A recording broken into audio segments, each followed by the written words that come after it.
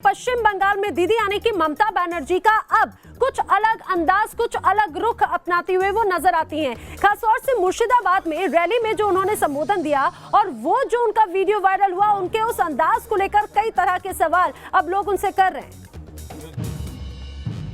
पहले चड्ढा फड्डा गड्ढा, अब डुम्बा डुम्बा बुम्बा बुम्बा, हम्बा हम्बा रम्बा रम्बा कम्बा कम्बा, दुम्बा दुम्बा बुम्बा बुम्बा बम्बा बम्बा। दीदी नॉन स्टॉप बोल रही थी और दुनिया सोच रही थी आखिर ये डुम्बा डुम्बा है क्या। सबसे पहले वायरल होते इस वीडियो को पहचान लीजिए। जगह थी मुर्शिदाबाद का बेरहमपुर। मौका था तृणमूल कांग्रेस की चुनावी रैली। दीदी जोर शोर से विरोधियों पर हमला कर रही थी कि बीच में अचानक हो गई डुम्बा डुम्बा की एंट्री। हम्बा हम्बा रम्बा रम्बा कम्बा कम्बा, दुम्बा दुम्बा बुम्बा बुम्बा बम्बा बम्बा।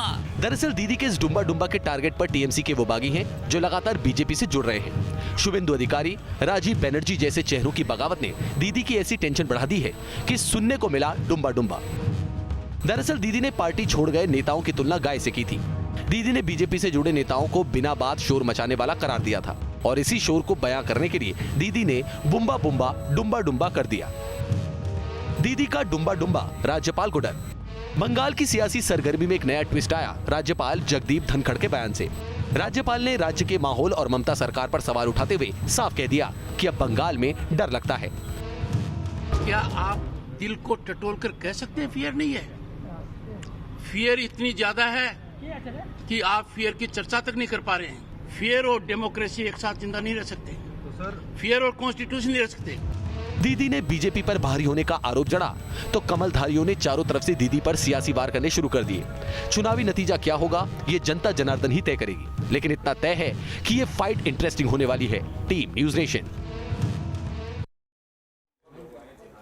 तो सुना आपने मुर्शिदाबाद का ये बयान और इसको लेकर कई तरह के सवाल अब ममता बनर्जी के लिए खड़े किए जा रहे हैं। लेकिन दरअसल ये सिर्फ मुर्शिदाबाद का ही बयान नहीं, इसके पहले भी जिस तरह से कई अलग अलग मंचों से ममता बनर्जी के जो बयान सामने आए वो जरा हम आपको बताते हैं। दरअसल ममता बनर्जी ने 10 फरवरी को मालदा में कहा था कि अगर बंगाल की जनता दंगे चाहती है तो बीजेपी को वोट दे। इसके अलावा उन्होंने 4 फरवरी को कोलकाता में बयान दिया था कि देश के लिए सबसे बड़ा खतरा बीजेपी है।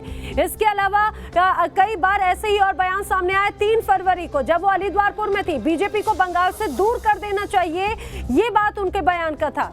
तो ये बात आपने, ये दरअसल ये अलग अलग समय के अलग अलग बयान है।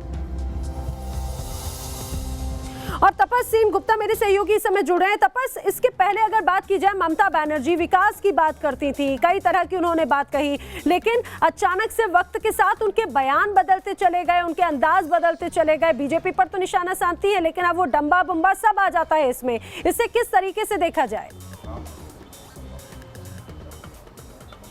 देखिए, एक बात तो साफ है कि इस बार बीजेपी जिस तरह से अपना रणनीति बनाया है उससे ममता बनर्जी को बड़ा झटका तो ज़रूर लगा है और काफ़ी दबाव में भी वो लग रही हैं, क्योंकि अलग अलग जो पब्लिक मीटिंग्स वो कर रही है उसमें जिस तरह का शब्द और भाषा वो प्रयोग कर रही है उससे साफ जाहिर है कि कहीं ना कहीं दबाव उन पर बनता जा रहा है। और दूसरी बात अगर आप देखें तो इस बार के चुनाव चाहे वो बीजेपी हो या तृणमूल, खासकर तृणमूल कांग्रेस, क्योंकि तृणमूल इस समय इनकम्बेंट सरकार है यहाँ पर और उस पर काफ़ी दबाव है, एंटी इनकम्बेंसी भी एक बड़ी फैक्टर हो सकती है, तो वहां जाकर कोई मुद्दा नहीं है इस समय। इस बार कहीं ना कहीं तृणमूल के पास सबसे बड़ा जो हथियार है वो है बीजेपी को रोकना और ये कम्युनल राजनीति का जो आरोप तृणमूल कांग्रेस की तरफ से बीजेपी के खिलाफ लगाया जा रहा था, सिर्फ यही मुद्दा रखा जा रहा है सामने। और आखिरी बात, ममता बनर्जी ने साफ तौर पर कह दिया, जहां भी जा रही है वो ज्यादातर जगहों पर यह कह रही है कि आप ये मत देखिए कि कौन उम्मीदवार है, आप देखिए कि ममता बनर्जी 294 सीटों से वो चुनाव लड़ रही है, तो आप मुझे देखिए, ये मेरा वोट है। यानी ममता बनर्जी बाखूबी जानती है कि वो पश्चिम बंगाल में एकमात्र चेहरा है तृणमूल कांग्रेस का, उसके अलावा किसी भी चेहरे का कोई अहमियत नहीं है। इसको भी बाखूबी वो समझती है। तो कुल मिलाकर हम कह सकते हैं कि एक तरह जिस तरह से बीजेपी एक बहुत प्लान्ड तरीके से आगे बढ़ रही है, तो वहां एक के बाद एक नेताओं का बीजेपी में गूंजना तृणमूल कांग्रेस छोड़कर ये कहीं ना कहीं दबाव एक तृणमूल कांग्रेस पर भी है और जो साफ ममता बनर्जी के चेहरे पर भी। बिल्कुल, और ये भी कहा जा सकता है कि शायद यही वजह है कि अब ममता बनर्जी भी अपनी रणनीति बदल रही है। विकास चंद्रा और तपस, आप दोनों का ही बहुत शुक्रिया।